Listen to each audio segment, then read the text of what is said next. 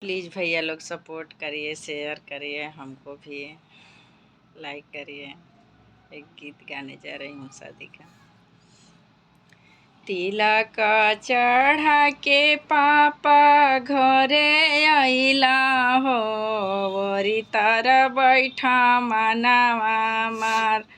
कवन बरत बेटी तुहू कैलू हो, बरवा मिला भगवान।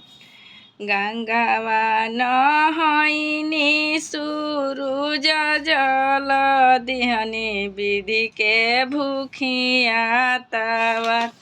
इहे बरत पापा हम कैली हो, स्वामी जी मिल भगवान।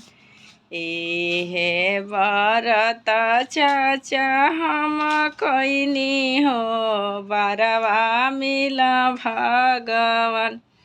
तिलक चढ़ा के भैया घरे अइला हो, वरी तर बैठा मनवा मार। कवन बरत बहिनी तुहू कैलू हो, स्वामी जी मिल भगवान।